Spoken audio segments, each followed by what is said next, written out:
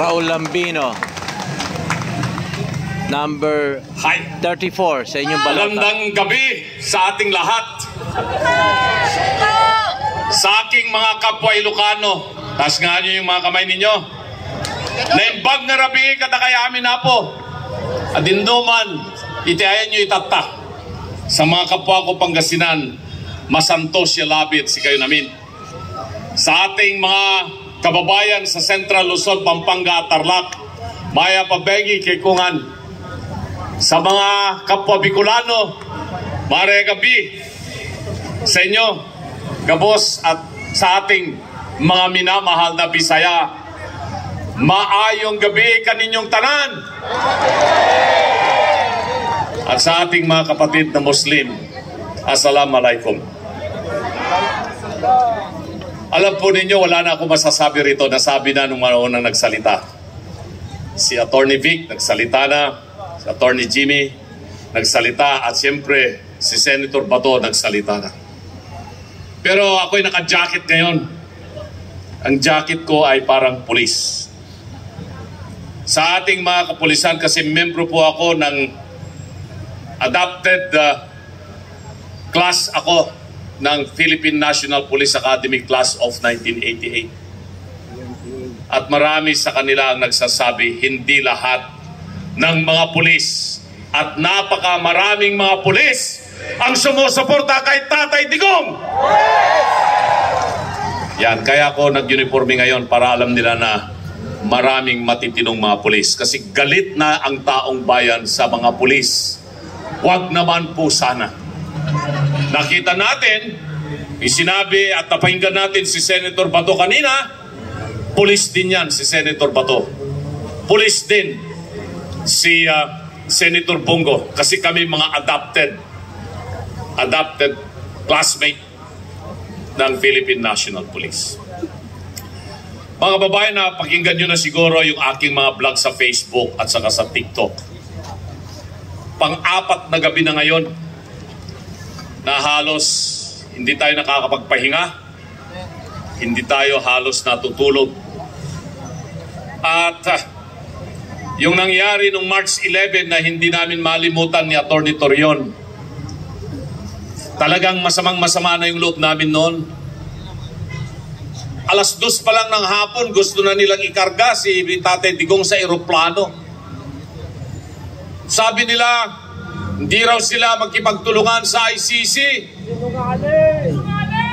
May sulat pa ang Malacanang kay BP Sara ng December 2023 at nakalagay doon na sabi nila na hindi nila papayagan yung ICC na mag-imbestiga o kaya'y huliin si Tatay Digong o sino mang Pilipino na dinimanda nila noong 2017 dahil daw 2019 hindi na nga tayo membro ng ICC. Lahat tayo naniwala sa ganun. Opisyal po yan na kanilang inilagay sa sulat. Pero pagkatapos nun, nabanggit na ni Senator Bato na dahil daw sa pagiging membro tayo ng International Police, kaya daw sila nakipagtulungan doon sa Interpol. Sabi ni Atty. Panelo, sabi niya, bulahin mo ang lerang mo. Sabi ko, huwag nyo na kaming bulahin. Dahil maliwanag na alam nyo na yung Interpol, ahensya lamang po yan ng ICC. Ang ICC ang principal. Kung nakipagtulungan ka doon sa ahente, nakipagtulungan ka na rin sa principal. Because the act of the agent is also the act of the principal. Basic po yan sa aming mga abogado. The agent always follow the principal. Ito ngayon ang sitwasyon natin para sa inyong kaalaman. Masyadong maingay yung mga taga-suporta ng kabila. Kahit na 20% na lamang sila sa bayanan. Pero maingay sila dahil hawak nila ang media. Hawak nila ang kapangyarihan. Kung inyo mapapakinggan yung kanilang mga sinasabi sa mainstream media, ang sinisisi nila ay dahil daw 30,000 na Pilipino ang pinatay ng EJK ni Tatay Digong. Sinungaling! Saan yung 30,000 na yan? Sinulat lamang yan ng Rappler at saka Inquirer. At inulit nila. Marami rin sa mga ating mga kababayan ang naniwala nga meron ng 30,000. Pero kung titignan mo yung warrant of arrest na ginamit nila sa pag-aresto kay Tatay Digong, ilan Hindi mo sadya, kaya tinatapi kita. pinatay daw? Hindi mo sadya yun. 19 daw sa Davao, 24 sa buong Pilipinas. At binabanggit doon sa warrant of arrest na hindi lamang mga namatay dahil sa iligal na droga, pati mga magnanakaw. Nakalagay doon. Alleged persons who have been using drugs and thieves. Thank you. Crimes against humanity ba yun? Maliwanag na maling-mali. Ayun, galing to. Pinagtatawanan tayo ngayon ng buong mundo. Pati Amerika, pinagtatawanan na tayo ngayon.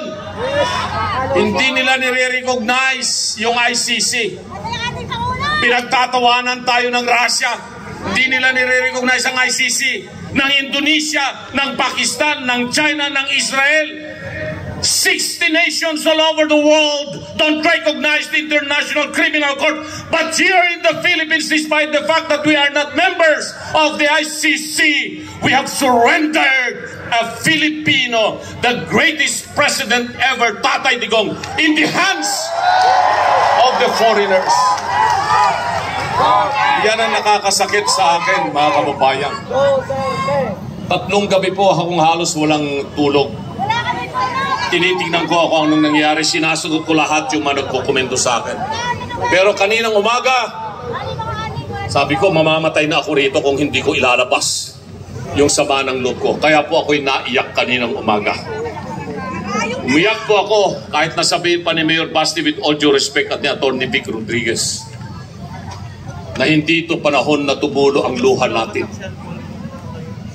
Si Tatay Digong nga, iyakin din na katulad natin. Kung ang ipinaglalaban natin ay ang karapatan ng bayan at karapatan ng bawat mamamayang Pilipino, hindi po ako nahihiya na lumuha.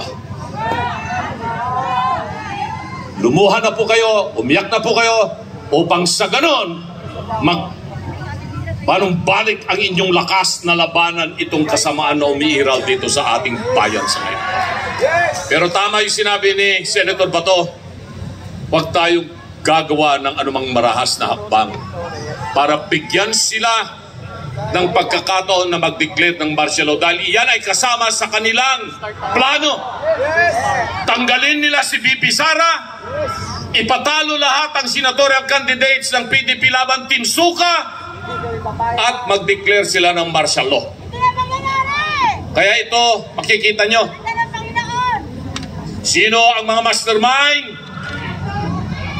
Inaamin nila doon sa aming hindi naman debate yon, appearance sa media, sa Head Start ni Karen Davila at doon sa On Point ni Pinky Webb. Umapir ako doon, binanggit ko na kung paano yung ginawa nilang manyobra, illegal na ginawa ng mga kapulisan. Alam na po ninyo yon. Pero sumunod, isang cabinet member, senior cabinet member ang nagsalita. Alam ninyo po, sa batas, meron tayong tinatawag na Doctrine of Qualified Political Agency. Ibig pong sabihin nun, kung ano ang sinasabi ng mga cabinet members, iyon ang sinasabi ng presidente ng Pilipinas. Kung anong salita ng isang cabinet member, iyon ang salita ng presidente ng Pilipinas hanggat hindi binabago ng presidente ng Pilipinas. Ano ang inamin nitong cabinet member? Na talagang kumuha sila ng pribadong eroplano, ipinarada nila doon sa airport, doon mismo, sa area na pang presidente lamang. Sino ang nagbayad ng pribadong eroplano na yon? Inamin nila. Kung magkano hindi natin alam, pero hindi bababa yan ng 5 milyong piso. Tapos sa isang programa, tinanong uli ni Miss Pinky Webb kung sino sa mga cabinet members ang nakakaalam nito. Kilala lang niya sino ama ito, hindi ba? Maalala ko tuloy yung munting kaalaman ko sa Biblia kasi 4 na taon naman ako naging sakristan nung ako'y nag-aaral ng high school. Alam ko naman po yung kwento ni Herodes at ni Judas at ni Poncio Pilato. Kilala nyo na kung sino ang Herodes at mga traidor na ipinagkanulo nila, isinuko nila upang parusahan ang isang Digong Duterte sa dayuhan. Alam na natin yon. Papayag bang maulit pa ito? So mga kababayan, ako po si Raul Lambino. Ilocano po ako, tulad ng mga ibang Ilocanong naglingkod kay Tatay Digong. Kasi mas marami kaming mga Ilocano na membro ng gabinete ni Tatay Digong.